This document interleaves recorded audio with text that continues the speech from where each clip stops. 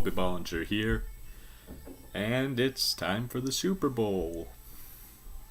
Before I get into any of that, though, I gotta recap the divisional championships. First game, Jaguars against Patriots.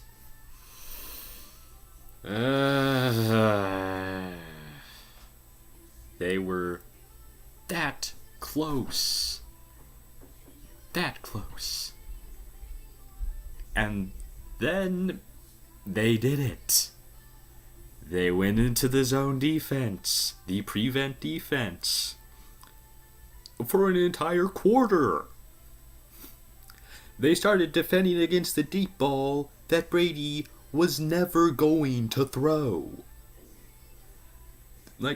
They abandoned the defense that had held Brady, the best passing offense, to 10 points over 3 quarters. They had absolutely demolished that offense, and then they switched their defense to prevent defense, and Brady spent the entire quarter dink and dunking down the field, and then he won. It is just so annoying. I mean, the Jaguars just completely blew their chance. They had it, then they lost it.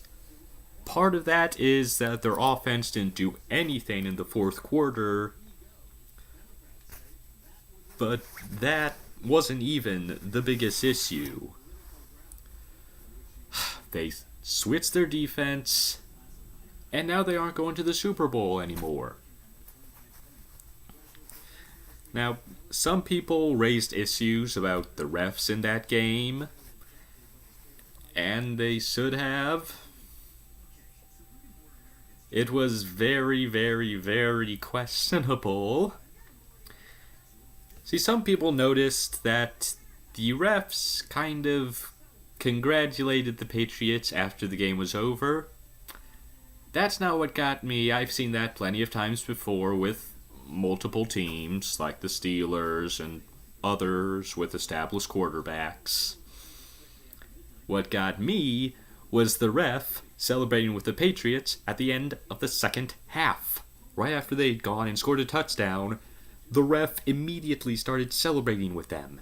And it is just so annoying that there's always something. But even with that, the Jaguars had it in the bag, and then they lost it. Next game, Eagles-Vikings. And that, folks, is why you never take your opponent for granted. Holy crap. I did not see that coming. I didn't think the Eagles were bad. I didn't think it would be a blowout like apparently everyone else thought it would be, and like it ended up becoming. Nick Foles went off. He was insanely good that game. Throughout the whole thing. And the Eagles have kind of proven that they're just good everywhere. I mean, they were up against a Vikings defense that's the best. Period. The Vikings defense was the best in the league up against a backup quarterback that everyone thought was bad. And the guy just carved them up. The running game did decently, even. But overall, the Vikings thought they had it in the bag before they played the game. And it just came back to bite them so much. And now they're not going to the Super Bowl. Instead, it's the Eagles, and we can all bet that they're underdogs in this again. Like, all through the playoffs, they've been the underdogs. Against the Falcons, they were supposed to lose. against the Vikings they were supposed to lose, and against the Patriots they're expected to lose. And I'm not sure that's going to happen, because the Patriots are a fairly one-dimensional team. Their offense is great. Defense sucks. It's well coached, but it sucks. The players don't have the quality to make it good. One thing I noticed about Patriots defense most, they were able to limit the Jaguars' running game, but only because they sold out for it. Like, when the Jaguars ran the ball, linebackers, safeties just shrunk in. So if the Jaguars had faked the handoff more often, or done flea flickers more often, they probably would have put up a lot more points. And that's something the Eagles did a ton of against the Vikings.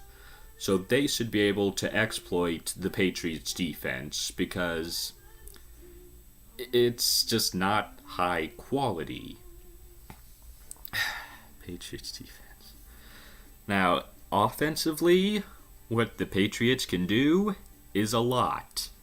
And it's going to be very tough for the Eagles to beat it, because their secondary is not as good as the Jaguars' secondary.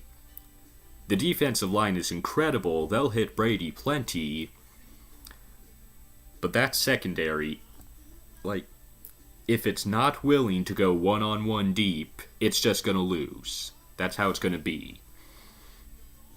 But if they can just play the proper defense, continue to play the proper defense, they can actually limit the Patriots. Now, not like what the Jaguars were doing, but they can limit it enough for the running game to get going fairly decently, and the passing game to get going. And the big question mark, really, is which Nick Foles are we going to get? Are we going to get the I'm not actually helping guy we saw against the Falcons? Or are we going to see the God we saw against the Vikings? It's extremely difficult to tell, but if I have to pick one, it's going to be the one that was in the higher pressure situation, when he was going up against the best defense in the league in the NFC Championship. So I'm going to say Nick Foles manages to be a good quarterback this game, and because of that, the Eagles are going to win the Super Bowl. And afterwards, he's going to get traded away somewhere, where they'll give him $17 million or $18 million a year for 3 years, probably. It's going to be a very interesting game, and I really hope the Eagles can pull this off, because they are the last chance to stop this filthy dynasty. That's it for this week. I'll have more videos of the NFL out afterwards for the draft, but after the draft recap that I do, I'm pretty much silent on football for a while, which is normal for small channels, but that's something to worry about later. Tell me who you think's gonna win in the comments section below, and I'll see you next time. G'day.